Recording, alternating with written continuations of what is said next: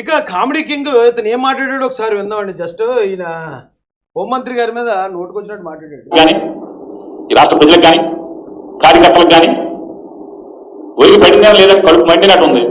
కడుపు మండి జగన్ గారు ఊరేగింపుకి వచ్చాడు. ఆ కుర్రాడు ఫ్లెక్సీ మీద రాసుకున్న సినిమా డైలాగ్ రాస్తే అది జగన్మోహన్ రెడ్డి గారికి ఆపాదించి సినిమా డైలాగ్ ఇక్కడ మాట్లాడితే మరి 2014 నుంచి 2019 నుంచి 24 దాకా మనం మాట్లాడిన బూతులేంటి? సరే మనం మాట్లాడిన బూతులైన పక్కన పెట్టండి. ఏమీ లేవు కాబట్టి ఏదైనా ఉందేమో అని మాట్లాడదామని ట్రై చేశాడు. కానీ అక్కడ ఏమీ లేదు కాబట్టి అంటే దాన్ని స్కిప్ చేయడం అనమాట. ఒక కుర్రోడే చెప్తున్నారు. మరి ఇప్పుడు నేను ఫోటోలు చూపించాను, వీడియోలు చూపించాను, కత్తులు పట్టుకుని గొడ్డలు పట్టుకుని ఎగుతున్నారు. మరి వాళ్ళందరూ ఎవరు పేరుని ఈ ఓవర్ యాక్షన్, ఈ అడ్డమైన కవరింగు ఇలాంటి వాటి వల్ల కదా మంత్రులు కూడా ఓడిపోయి సిగ్గు లేకుండా వేళ అక్కడ కూర్చుని నువ్వేదో ప్రెస్ మీట్లకు పరిమితం అయిపోయావు. నువ్వు మంత్రి చేసావు, నువ్వు ఎమ్మెల్యే కూడా గెలవలేకపోయావు అంటే కనీసం సిగ్గు అనిపించట్లేదా మీకు? అరే మనం ఈ అదొప్పలు చేయడం వల్లే మనల్ని ఇక్కడ కూర్చోబెట్టేశారు జనమని. ఇంత సిగ్గు లేకుండా ఎలా బతుకుతున్నారా బాబు? ఎవడనైతే వచ్చి నీళ్ళు తీసుకుని అందరూ దుక్కు చచ్చిపోతాడు. ఇలా సిగ్గు లేకుండా మళ్ళీ రారండి మీడియాల ముందుకి. మంత్రులు ఓడిపోయారు, కొడాలి నాని ఓడిపోయాడు, రోజో ఓడిపోయింది, పేరుని నాని ఓడిపోయాడు, గుడివాడు అమర్నాథ్ ఓడిపోయాడు. అరే మంత్రులు చేసిన వాళ్ళు ఓడిపోతారా? ఎక్కడ ఒక్కటంటే ఒక్క చోట అన్యాయం జరిగిన చోట, అభాగ్యులకి ఎక్కడన్నా తప్పులు జరిగిన చోట, లేదా అన్యాయ ద్రోహాలు జరిగిన చోట, వాళ్ళ కడుపు చెరువైన చోట ఎక్కడ ఒక్కళ్ళు వెళ్ళి ఓదార్చారా అని అడుగుతున్నాను, పరామర్శించారా అని అడుగుతున్నాను. ఓట్లకు మాత్రం వెళ్తారా పరామర్శలకి? అవసరం దిగాక వెళ్ళరా? మీ ప్రభుత్వమే కదా వాళ్ళని. చూడండి ఎంత సిగ్గు లేకుండా మాడుతున్నాడు ఇతను. వాళ్ళ కార్యకర్త వాళ్ళ కారు కింద పడి తొక్కిని చంపేశారు. చంపినోడిని కనీసం ఆ చావు బతుకులో ఉన్నవాడిని కూడా కుక్కని ఇచ్చాడు, పక్కకి ఇచ్చేశారు. అయినా కూడా వీళ్ళు రాజకీయం చేసుకుని పారిపోయారు. ఆ విగ్రహం ఆవిష్కరణకి వెళ్ళిపోయారు. కనీసం ఆ కుటుంబాన్ని ఓదార్చలేదు. ఇంకో జయశంకర్ రెడ్డి ఉన్నాడు, అతను హాస్పిటల్లో చనిపోయాడు, కనీసం అక్కడికి వెళ్ళలేదు. వీళ్ళు జనాన్ని చంపుకుంటూ పోతారట. సీఎం గారు, డిప్యూటీ సీఎం గారు, హోంమంత్రి గారు అక్కడికి వెళ్ళి పరామర్శించారు. పరామర్శించకపోతే వచ్చాడు. సిగ్గు లేకుండా బతకడం అంటే అక్కడక్కడ విన్నాం కానీ కళ్ళర చూస్తున్నారు బాబు ఎలా ఉంటుందో. పేరునన్నా ఇదేంటో ఇంత దరిద్రం. మీరు మీ కార్యకర్తలను చంపేసుకుని వాళ్ళని కుక్కలు ఇచ్చినట్టు ఇచ్చేసి దాన్ని మళ్ళీ కవర్ చేసుకుని మీరు వచ్చారా అడగటానికి అంటావా, ఓదార్చడానికి అంటావా? గాయపరుస్తున్నది, వాళ్ళ బతుకులు చిత్రం చేస్తున్నది మీ ప్రభుత్వమే కదా, మీ అసమర్థ పరిపాలన వల్లే కదా. మరి మీరు ఎలా రాకకి ఎలా రాంటనా? అనంతపురంలో ఘోరాలు జరుగుతున్నాయి కదా. 14 ఏళ్ల బాలిక మీద గ్యాంగ్ రేప్ చేస్తే ఇప్పుడు మామూలుగా రాష్ట్రంలో అన్ని రాష్ట్రాల్లో జరిగే నేరాలు ఉంటాయి. కొంతమంది నేరస్తులు ఉంటారు, ఆ నేరాలు జరుగుతూ ఉంటాయి. దానికోసం పోలీస్ డిపార్ట్మెంట్ ఉంది. వాళ్ళని ఇమీడియట్గా అక్కడ అరెస్ట్ చేస్తారు, చట్టపరంగా వాళ్ళని కోర్టులో సబ్మిట్ చేస్తారు, రిమైండ్ చేస్తారు. అదంతా ఒక ప్రాసెస్ జరిగిపోతుంటుంది. ఇప్పుడు వీళ్ళు ఏంటంటే ప్రతిరోజు పేపర్లు తీసేస్తారు, క్రైమ్ న్యూస్ ఎక్కడుందో చూసి పలానా చోట పలానా ఓడిని చంపుకున్నాడు అంటే చంపినోడేమో టీడీపీ అనేద్దాం, సచ్చినోడేమో వైసీపీ అనేద్దాం. అక్కడ ఏమి ఉండదు ఆధారాలు. కానీ వీళ్ళు వచ్చేస్తారు. ఒక చోట ఎక్కడో బైక్ తొక్కుతూ ఒకటి చచ్చిపోయాడు అనుకున్నాం అనుకోండి, ఆ బైక్ ఏమో టీడీపీ వాడిది, చచ్చిపోయినాడేమో వైసీపీ. ఇంకో చోట ఎక్కడో ఎవడో నూతులు దూకి చచ్చిపోయాడు అనుకో, ఆ నుయ్యేమో టీడీపీ వాడిది, చచ్చిపోయినాడేమో వైసీపీ వాడు. ఏం కథలరా అన్నా పేరునన్నా? ఇంతకన్నా నిసిగ్గా బతకడం ఇంకెవడి వల్ల అవ్వదు. అది కేవలం నీకు మాత్రమే సాధ్యం బాబు. పరామర్శించరా? అది ఎలక్షన్ ముందైతే మొత్తం క్యూ పెట్టేస్తారా మీరు? అనంతపురంలో ఇంటర్మీడియట్ విద్యార్థిని దారుణంగా హత్య చేస్తే స్పందించరా పవన్ కళ్యాణ్ గారు? స్పందించరా అని అడుగుతున్నా. మీ ఎలమంచిల ఎమ్మెల్యే విలేకరుని కిడ్నాప్ చేస్తే స్పందించరా? ఆడేమన్నా బెత్త పుచ్చు కొడతా అన్నారుగా ఎలక్షన్ ముందు. ఏమైంది? బెత్తాలు లేవా? తయారవ్వలేదు ఇంకా. కాకినాడ రూరల్ ఎమ్మెల్యే అనుచరులు ఒక మహిళా ఉద్యోగిని ఎక్కడో ఏదో జరుగుతుంది. ఆ తప్పు చేసిన వాళ్ళు కూటమికి సంబంధించిన వాళ్ళు, ఆ బాధపడిన వాళ్ళు వైసీపీకి సంబంధించి అంతే. ఏ చెప్తారంతే. ఇదే నడుతుందండి ఇప్పుడు రాష్ట్రంలో. ఎందుకంటే ఇక ఈ గవర్నమెంట్కి పేరెట్టడానికి బొగడగల దగ్గర ఏమీ లేవు కారణాలు.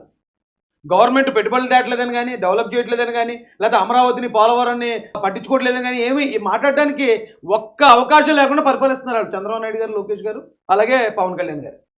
ఇంకా అదేమీ లేక ఈ చోటమోటో గొడవలో, పిల్లిపిత్తిరి గొడవలో, లేకపోతే ఎక్కడ ఎవడో చంపుకున్నాడో, ఎక్కడో ఏదో రేపు జరిగింది, అవన్నీ తీసుకొచ్చినప్పుడు కూటమికి పామేయండి.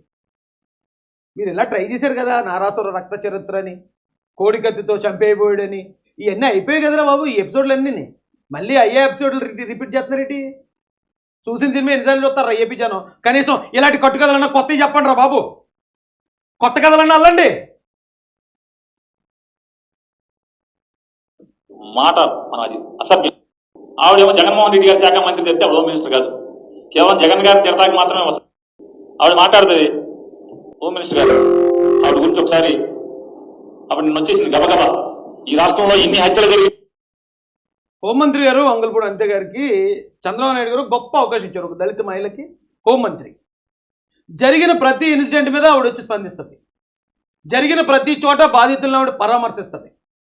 ఎక్కడైనా ఎవడైనా తప్పు చేస్తే ఆవిడ బయటకు వచ్చి ప్రెస్ మీట్ పెట్టి పలానా చర్యలు ఇలా తీసుకుంటుంది గవర్నమెంట్ అని చెప్తుంది. గతంలో కూడా సుచరిత గారికి వనిత గారికి ఇచ్చారు హోంమంత్రి. వాళ్ళు ఎప్పుడు కనీసం ప్రెస్ మీట్ పెట్టడం కూడా నేను చూడలేదు. వాళ్ళ తరపున కూడా సజ్జల రామకృష్ణారెడ్డి గారే ప్రెస్ మీట్, వీడి తరపున కూడా ఇచ్చేవాళ్ళండి అవకాశం మా అన్నకే. కానీ మిగతా ఎమ్మెల్యేలు ఎంపీలు మంత్రులు అందరి తరపున సజ్జలే ప్రెస్ మీట్. కనీసం ఎక్కడ నోరు సుచరిత గారు అయితే ఎక్కడ నోరిప్పినట్టు కూడా నేను వినలేదు. అంత కీలుబొమ్మల్లాగా ఆడించారు వీళ్ళు. ఈ రోజున ఇంత యాక్టివ్గా పనిచేస్తున్న హోంమంత్రి అనిత గారి మీద ఇది ఏకంగా 10 మంది జనాలు కూర్చొని ఉండగా అక్కడ ఒక వీడియో ప్లే చేసి వెకిలి నవ్వులు నవ్వుకుంటూ ఇదేదో అందమైన నవ్వు అన్నట్టు తొరిపళ్ళు వేసుకుని ఆ వెకిలి నవ్వులు నవ్వుతూ ఒక దళిత మహిళ హోంమంత్రి స్థాయికి ఎదగటాన్ని జీర్ణించుకోలేని వీళ్ళు చేసే కామెడీ అసలు మామూలుగా లేదండి. ఒకసారి చూడండి. ఇన్ని మానభంగాలు జరిగితే, ఇంతమంది ఆడవాళ్ళని చెరబడతంటే ఒక్కటంటే ఒక్క చోటకు కూడా వాడు పరామర్శకు వెళ్తాం. కానీ ఆ జిల్లా ఎస్పీతో ఆ జిల్లాకి వెళ్ళి పోలీసు అన్న సిగ్గులేని పేరునన్నా. గతంలో సుబ్రహ్మణ్యం గారు, చీరాల కిరణ్ కుమార్, ప్రసాద్, డాక్టర్ సుధాకర్ గారు ఇలాంటి వాళ్ళు ఎంతోమంది చనిపోయినప్పుడు ఎన్ని చోట్లకి వెళ్ళారా మీరు పరామర్శించడానికి?